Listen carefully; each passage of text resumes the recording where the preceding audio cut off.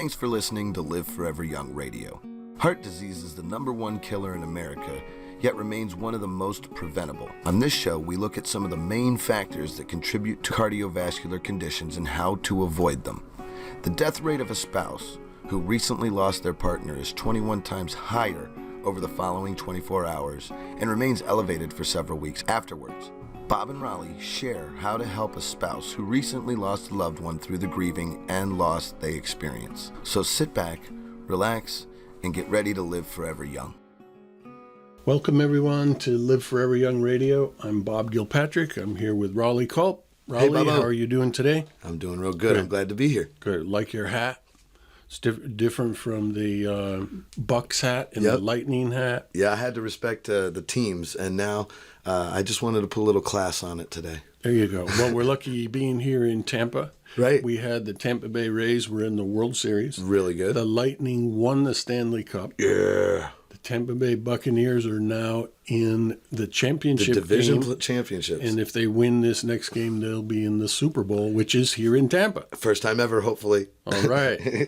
Anyway, a little shout out to the Tampa Bay teams. We're happy here in Tampa. And pretty soon baseball season starts up again. I love baseball, man. Yeah. Great American game. So we're talking about heart health today. Yes, heart health is what we're going to focus on today. Yeah. And so heart disease is the #1 cause of death worldwide, and here in the United States where we are. Mm-hmm. And there's good news about heart health, because when people have some of the information we're going to give today, you're going to realize that most of heart disease is actually preventable through your diet, your lifestyle, stress management, proper sleep, and proper nutritional supplements can almost ensure that you will be a person who has a healthy heart all throughout their life. So part of living forever young, your heart has to be forever young. That's correct. It has to be strong. It has to have a clear circulatory system to pump blood through, right? And if it can remain strong and have a good circulatory system, it will last you your whole life long. You'll probably eventually die of something else than a heart problem. Other than a heart problem. Good. Well, right? We don't want to die ever, but hey, I'd rather have it be something than a heart problem, because that's not good. That's right. And so, we were talking earlier about how it's interesting that things related to heart health are very similar to things related to diabetes and the health of your endocrine system. Yes. And how your body processes, metabolizes. Yes. Fuels, sugar for fuel, fat for fuel. Yep. A lot of common factors between the two. Yeah, a lot of common things. So in regard to what is actually causing people to have heart disease, right, most of the studies and the doctors that are researching this are pointing to inflammation. Of course. And inflammation is something that every person has. Human beings are like a log that's burning in a fire. And in some cases, you could have a log that has very high BTUs, like hickory or black walnut, and you could have the flue fixed just right and just the right amount of oxygen going through, and this log will burn very efficiently for a very long time. Right. And it's putting off waste products in the form of smoke and ash. Right. Now, on the other hand, you could have a log that's very, very dry that has low BTUs, which is BTU is a British thermal unit. Oh, wow. And you could have the flue wide open and someone pumping the bellows, and that log would burn up and be gone in half an hour instead of burning for many hours. Right. Same thing with human beings. If we have high inflammation, we're like that log that's burning up really fast. Right. And if we have low inflammation, we're like the hickory log. That's why I like hickory, because it burns. There you go. And so we'll talk about the strategies for reducing inflammation. Right. But other things that are leading to, heart disease are people who have obesity or Right. are overweight, people who don't exercise properly, people with poor nutrition, people with high blood sugar, people with an aberrant microbiome where your gut flora is out of balance, poor nutrition focused on the lack of vitamin D3, the sunshine vitamin, and of course, stress. Yeah, well, stress is a huge factor. Yeah. And so these are things that people have to be able to watch out for. And so what can we do in regard to this? So if you start with inflammation, which is the main thing, right? The first thing you want to do is avoid stuff that's causing inflammation. Right. So toxins in your environment, Right. And so you can't avoid all the toxins in your environment, but the two that are causing the most problems, you can avoid. Okay. So the first thing is people need to be able to leave their shoes outside the house, Right. because you're walking around during the day, you're picking up tire dust, car fumes, pesticides on your shoes. You bring them inside the house, take them off. Some people leave them right in the bedroom where they're sleeping, and it's off-gassing toxins that you're breathing in all night long. Ooh. So you want to leave your shoes outside the house. That not only contributes to inflammation, but directly contributes to cancer, in addition to heart disease that's caused by inflammation. The second thing is overcooking your meat. Yep. So if people are cooking beef or chicken or pork, and they're cooking it over 300 degrees on dry heat, you're creating glycotoxins, which are highly, highly inflammatory. Right. Okay. Right. And so these are things that you can avoid. So you want to cook in a slow cooker or cook with some liquid so that you don't create these toxins. And that'll go a long way to reducing your inflammation. And then people can also get antioxidants that will keep inflammation down. Right. And antioxidants can be simple as the ACE vitamins, A, C, and E, some zinc, some selenium. And then you can also get really powerful antioxidants like superoxide dismutase, trimethylglycine, glutathione, etc. Okay. And these more powerful antioxidants are available in some of the products from Boomers Forever Young. Definitely. Things like sprouted barley seeds, a product called Boomer Boost. Yep. When people take those products, their inflammation comes down right away and dramatically. So if someone has a blood test that shows their inflammation level is a 4 or High. a 5, That's high. it's high. That test is called C-reactive protein. And you take these products, it's even without avoiding toxins, it's going to come down by a factor of 10. It'll go to 0.5 or below. And by lowering that, just like with the logs, you're slowing the burn. Exactly. Right. And so and also the rate of inflammation goes way down. And so the amount of damage to your coronary arteries and to your cholesterol Yeah. is much, much lower, and to the point where you will not get coronary artery disease, most likely in the absence of this inflammation. Okay. Yeah, I mean, So- they said a long time ago, I think Time even wrote a magazine on that inflammation they call the silent killer. Yeah. Because there's not a lot of things people do to check it. There's the CRP level Yeah. that measures the liver enzyme. Yeah. Right. So you get that done, and that gives you a baseline. And you say anything usually over 3 is not good. 3 is the average that people have, and even that is going to eventually make you get heart disease. The rule of thumb is you want to get it down to below 0.5. What's the most- 0.5 or below. Sorry. What's the most CRP you've ever heard of? Have you met 30. I've seen someone with 30. a 30? Yeah. Now, CRP can go way up if someone has an infection Sure. or some other event. They've been exposed to a massive amount of toxins, poisoning by black mold, something like that. Okay. And you can get it down with antioxidants, but you also might have to detox. Sure. So the good news is the products we're talking about are sprouted barley seeds and Boomer Boost also detoxify you. Very good. Okay.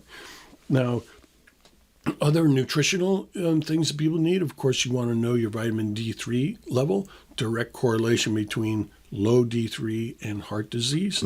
So you want to get that level up to about 70. And you're going to need to take supplements to do that. It's the sunshine vitamin, and people aren't out in the sun anymore. You also need coenzyme Q10, which is in abundance in your heart muscle and helps with the production of energy. You know, your heart needs a lot of energy. That compound is also in Boomer Boost. Right, that's in Boomer Boost. Yep. Another is phosphatidylcholine, which is a compound that helps to keep your cell walls functioning properly and helps keep your arteries elastic so that when your heart beats, it's easy to get the blood through, and it makes it less likely that you'll have high blood pressure, which is another cause of heart disease, is chronic high blood pressure. So those are some of the things. You also want to pay really close attention to every aspect of your circulation. Okay. Not only the circulation of the first 25% of your system, which is through the larger arteries and veins, which is the ability of your heart to pump only goes as far as that first 25%. Then the majority is microcirculation, which are microscopic capillaries that have to expand and contract in order for the blood to go through. And that's really where the rubber meets the pavement. Almost everyone that has heart disease has poor microcirculation in their heart muscle. In the muscle. In the heart muscle. In here. Yep. Because the cells of the heart that need the coenzyme Q10, the oxygen, all the other nutrients, the nutrients and the oxygen are delivered at the level of the capillary. Oh, man. And even though your heart muscle is right there, your heart is actually not pumping blood to those capillaries. They're too tiny. Really? And so the capillaries are opening and closing. And if you have poor microcirculation, you're going to have poor health for your heart. So when we had Ann on here, she was talking about how small they are. They're actually smaller. I don't have much hair, but if you took your hair and you looked at it, they're actually, some of them are thinner than the hairs. Yeah, about 5 times thinner. That's ridiculously thin. So that part in your heart isn't directly fed by the heart. It relies on that undulation, that the expansion and contraction of the vessel. Of the vessel itself. The larger arteries in your heart, the blood is being pumped through, and it's being pumped through the large arteries of your body as well. But very quickly it branches off into these tiny vessels, and you need to pay attention to that. So they respond to nutrition. Right. So arginine leads to the production of nitric oxide, which acts on the inside lining of those capillaries and forces them to expand. To get that blood through. Yep. Okay. And then the other thing is pulsed electromagnetic fields. Right. Those capillaries are responding to pulses from the core of the earth. Okay. The molten core. And as you age, you respond less to those pulses. And so they have a mat, a PEMF mat that people can lie on, turn on the power supply, and it increases your circulation. That's extremely important, especially if you got heart problems. Yeah. Okay. So the other thing is with exercise, people really need to do some resistance exercise with some stretch band Those or work weights. really well. And you also have to do some aerobic exercise, fast walking, or some other get the heart rate some up. other exercise to make your heart muscle strong. Okay. And so the other thing is, paying attention to your gut flora. Make sure that you have a good probiotic you can take, right? And pay attention to your sleep so that you get adequate sleep. And we'll do a whole show on sleep later on. Yeah, we were talking just a little bit in a prior show that there's cycles you want to pay attention to. So if you didn't catch that show, you actually want to go back and watch the prior episode. We talk about how it's about an hour and a half cycle. Yeah, and that's the show on diabetes. Correct. That's in our diabetes show. And so the other thing is some of the other tests you want to make sure that you get, including your D3 level. You're trying to keep at around 70 or 80. Okay. You also want to make sure you get your sugar levels checked, your A1C and your fasting blood sugar. Right. And you also want to make sure that you check your inflammation, CRP, and most important, really importantly, is iron. Many people have high iron levels, and iron can cause heart disease. Really? High iron. So high iron is going to interact inside your cells, Okay. with hydrogen peroxide that is being produced as a byproduct of aerobic life, of you creating energy. Okay. And then it makes a free radical that damages your mitochondria, which are the energy powerhouses inside your cells. Okay. And in heart cells, they're in abundance in heart cells. Oh, man. And so if you start damaging your mitochondria because your iron is too high, then you're going to have a weak heart. Okay. So you want to get your iron levels checked. There's numerous different ways to check your iron levels, but in general, you want to be towards the lower end of the scale, not the higher end of the scale. Okay. Too low and you'll be anemic. Too high, you're going to damage your mitochondria. You want a sweet spot a little bit lower than the middle. Okay. And so if your iron is too high, you can go and donate blood, and your iron level will come back down. Now, I never really would have thought about iron, because iron, I mean, when you bleed, the iron is what actually oxidizes and turns red. Isn't that right, in the blood? Yes. So, yeah, and you want iron in your body because iron is part of your hemoglobin molecule, Right. without which we wouldn't be alive. Right. And so you don't want too little. You'll be anemic, but too high, and you'll be creating damage. Okay. So there's a sweet spot. It's like with everything, you know, people actually have arsenic in their body. People have selenium in their body. Too much arsenic, too much selenium will kill you, but not enough, and you won't be healthy. That's not and good so there's always a range that you want to know, and which is why it's important to get blood tests, urine tests, saliva tests. I would never have thought of the iron like that, but it makes sense. I mean, it makes sense. Anyway, go ahead. And so Rollie also, these are some of the same things that help people stay healthy in relation to diabetes, heart health, the same. Right. Your body's interdependent. But one thing about heart disease, heart attacks, and death from heart disease is that if someone has a heart attack and dies, during the next 24 hours, their spouse, if they have a spouse, is 21 times more likely to die on that day than if their spouse had not died. So the day after their spouse dies, their chances of the person who's still alive passing away shoots up by 21%? 21 times. 21 times. 21 times. That's right. And so it's scary. over the next 24 hours after the death. How long does that go away after the 24 hours? Or? It doesn't go away. It remains for a number of weeks afterwards. Whoa. It's about 6 times as high for the number of weeks afterwards. Really? So you're not out of the woods after 24 hours, but you hear quite often where, a husband or wife will say to a child, "Grandma died." Right. And then the next day, Grandpa died too. Right. And it's common that you see this type of thing happen. Yeah. Okay? And so what we want to talk about today is what could we do about that?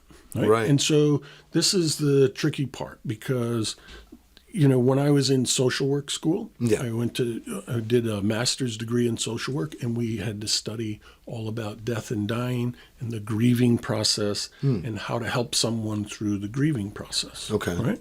And there's a lot of respect required, and there's also a need for a respect of the process that people will go through. They're going to be in shock, they're going to be angry, they're going to be grieving, and eventually, unless they get stuck, that grief will turn to sadness and eventually acceptance months down the road. Okay.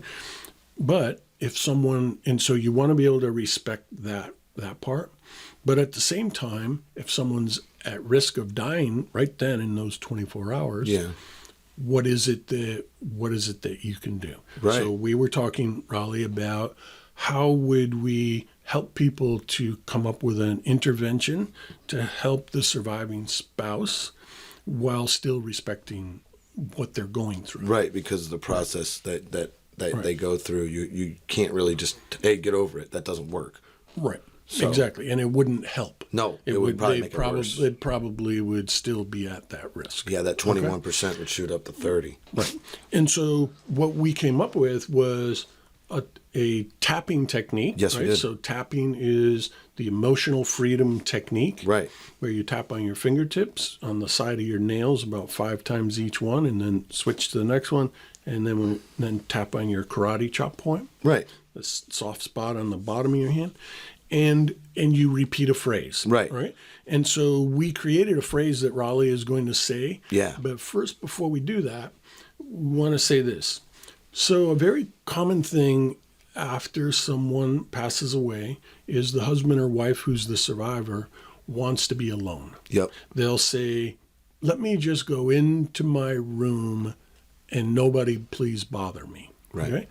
Well, people want to respect that, but we also have to remember they're in this window of high risk. Right. That 21%, and then the 6%, or so 6 times, I mean. If your dad just passed away, the last thing you want is for mom to now pass away. Mm-hmm. Okay?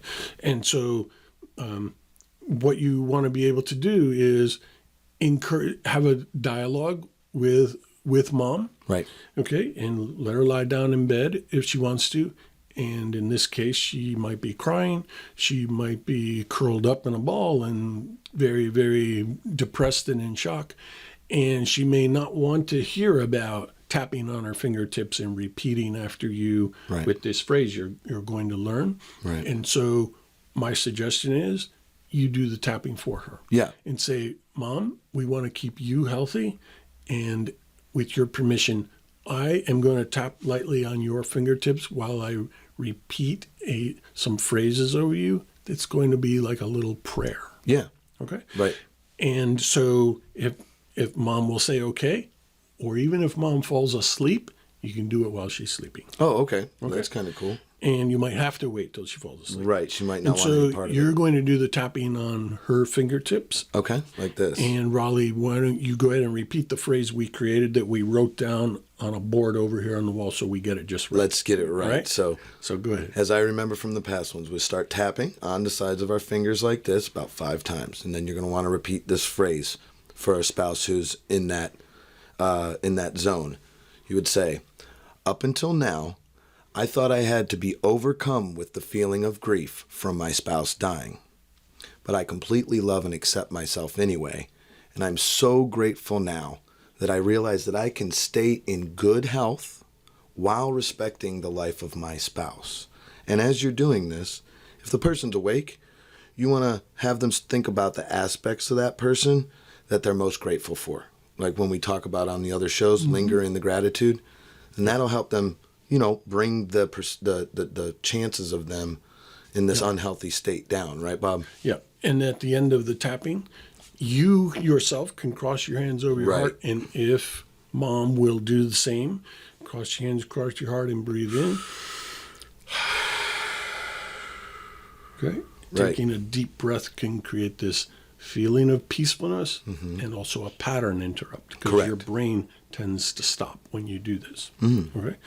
And so the other thing, Rollie, in regard to this is people have in their upper right ventricle of their heart, they have what are called neurites. They're neurons like your brain has, but they're in your heart muscle. I agree. And your heart muscle is giving off a very powerful and a pulse that is reaching out in a measurable way about 5 feet. Okay? In theory, actually, in quantum theory, it actually is infinite, and that every pulse your heart makes is influencing the whole universe. Wow. Okay. So, and it's not only coming from the front of your chest, it's coming from the back. You're putting off a circular PEMF that has an effect on other people. Oh. Because they also are putting out a PEMF, and when yours hits theirs, you create these interference patterns. That would be good. So by putting yourself into a state of acceptance of the grief, but also gratitude for knowing that you can stay healthy and that the other person you've tapped for can stay healthy, you are changing your pulse of your heart. You're putting out a different field. Right, exactly. Good. So, and this is an important thing because the other person who is grieving, whose spouse has died, is in your presence, and your PEMF, your pulsed electromagnetic field, is affecting theirs and will have an effect on their heart. Right. So they're down and out, Right. and you give them a boost from your heart, Right. and you hopefully help them out of that zone that we're talking about. Right. You can make it so that being so heartbroken won't actually break their physical heart. That happens too. That really happens. I've heard of that. Yeah. Like my wife's grandmother passed away, and she was, she had some issues, and then about a month later, her son died. He had some heart issues. Yep. He actually had heart disease. It was like he was holding on till she passed away. Yep. And then within a month after she passed away, he was gone. And I Yep. think that would fall into that 6 times more likely to die. It might not have been a spouse, but it's a family member. Yeah. So it's and not this just was research done on the spouse, but it's the same for other family loved members. ones. Right. Yeah. Right. Wow, that's Spouses tend to be a little bit more interconnected, especially if they've had children together. Sure. But this is a technique that people can use if there is a situation like this that occurs. That's good. That's a good thing to have, because in a situation like that, there might not be much you can say. You just have to be there for support. Right. And if you can give them an unseen boost from your heart, Yeah. why not? Yes. An unseen hand. An unseen hand. There you That's go. good. I like it. Anyway, so very good. So, Rollie, I think that's probably enough for today about heart health. A little bit about nutrition and circulation and inflammation. And then in the event that someone does have an issue and passes away from heart disease, this technique. People can learn more about the emotional freedom technique from our YouTube channel. You read my mind. So if people are on Boomers Forever Young YouTube channel, you can click on playlists. That's correct. And you can click on the emotional freedom technique, also called EFT or tapping. Right. And you can watch, there's about 5 videos on there. Yep. 2 of them are the basics of how you do it, where it came from, why it works. And then we have one on the immune system and one on stress. And anxiety, and for weight loss too. Yeah. We even have for weight loss. So when you guys do check that out, you can go to our YouTube, like you said, which is Boomers Forever Young, or you can go to liveforeveryoungradio.com, and we'll have a videos page that those will be placed on, so you can use those for reference, because it is a very powerful technique, and I don't think it gets enough credit. Yeah, and these are free videos. Right. Doesn't cost a thing. People want to go and learn to do tapping at a course, a weekend course or whatever. It can be very expensive, hundreds or thousands of dollars even. And these are free videos where you can definitely learn to do it on your own from these videos. And you can always call us at Boomers Forever Young. Yeah. If you have specific questions about an issue that you're going through. Yeah, you can give us a buzz at 727-443-2500, and we have somebody there that can help you or point you in the right direction. But I just wanted to say, man, thanks for bringing this new technique, because having that is probably a tool that many people never even knew existed. And what a better time to have a tool than when someone passes away, Yeah. So, Rollie, thanks for being You too, Bob. being with me here on Live Forever Young Radio. Thank you, everybody, for listening and watching, and we'll see you on the next episode. Thanks for listening to Live Forever Young Radio. Check us out at liveforeveryoungradio.com.